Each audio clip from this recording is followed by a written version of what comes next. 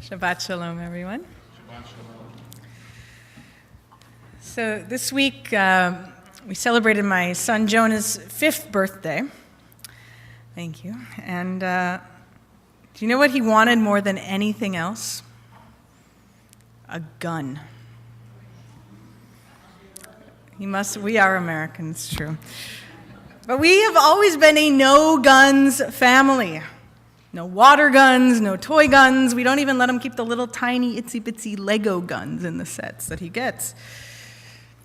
And I was at the party store with him last week to get a piñata for his birthday party, and I was at the till ready to pay, and all of a sudden I realized he wasn't there. And the cashier, without even looking up, she said, "He's looking at the guns.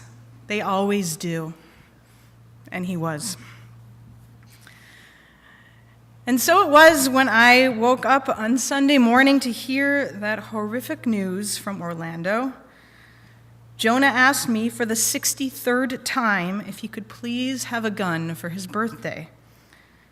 And after reminding him for the 63rd time, no, we do not have guns in our family, I couldn't help but turn and weep in the quiet of my bedroom. I cried for the 49 innocent people killed and their vast circles of family and loved ones who were plunged unexpectedly into the sharp pains of grief. I cried for the LGBT community who were targeted by hatred and the most devastating results of homophobia. But more than anything else, I cried for the 5-year-old's innocent and developmentally normative fixation with weapons that has become a stunted psychological curse on modern, and yes, specifically American society. Tonight, I'm not giving a sermon about gun control, though I am a strong advocate for it and appreciate living here in a country where I do not need to lobby for sensible gun laws. And this is not a sermon about terrorism, though we as Jews are keenly aware of the destructive nature of such extremism in our world. But rather tonight, I want to give this sermon about the prevalence of violence in the world, the violence that works daily to convert angry, disaffected people, mostly young men, into mass killers. It is the violence of Orlando, of Charleston, Newtown, San Bernardino. We know I could go on and on. We have one of those angry, disaffected young men in our Tanakh, in the Hebrew Bible.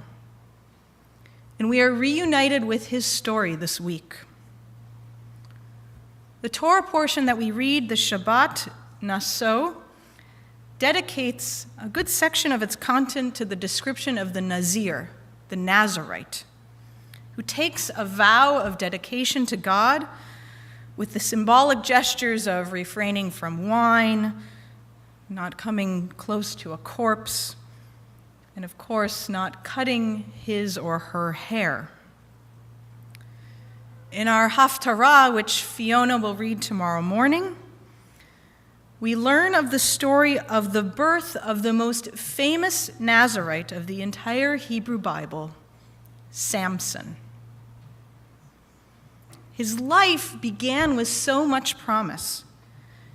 He was the only child born to a barren couple who had given up hope of ever having a child of their own.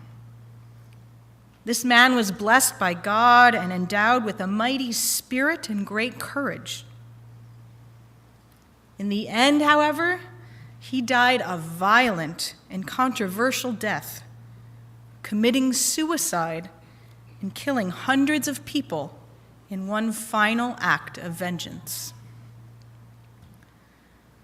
Samson, you see, if we study the trajectory of his whole story, is notable for his failure to mature.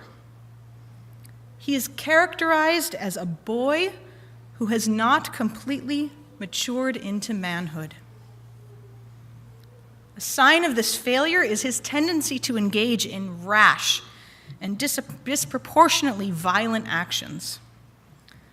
For example, Samson destroys the Philistine harvest in reaction to having his amorous intentions thwarted.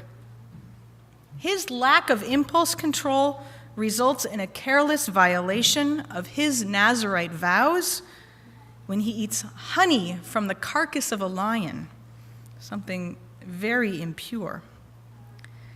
And in that final suicidal act of massive destruction, Samson's predilection towards disproportionate violence reaches its culmination.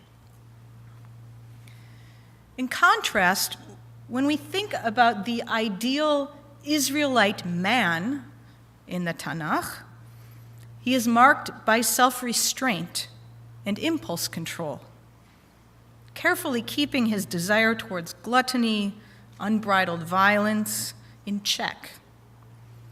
The story of Samson, the cycle of his violence over and over, highlights this contrast between boyish and adult behavior. The text indicates that uncontrolled violence breeds more violence. In this cycle that Samson perpetuates, it only concludes with his death and that of his Philistine enemies. The effect is to emphasize the gap between Samson's inability to control his passions, his immaturity, and an Israelite man's adult, proper behavior. So we as Jews are not proud of Samson, and we certainly don't feel that we must justify his actions. And as a result, our later tradition hardly ever talks about him. The rabbis recognize that Samson's behavior neither solved anything nor redeemed the Jewish people. Much as they disliked the cruel and violent Philistines, the sages were not proud of what Samson did. They couldn't ignore the story, but they did not feel the need to celebrate it or even comment on it either. So it's no accident that in our haftorah that we read tomorrow morning, we only read about his birth, never about his violence or his death. His was a tragic life, a life of promises unfulfilled. We can only pray that we can find a way to break Samson's cycle of violence, a cycle of hate we experience far too often in our own time. For our world cannot afford to live with its Samsons. Shabbat Shalom.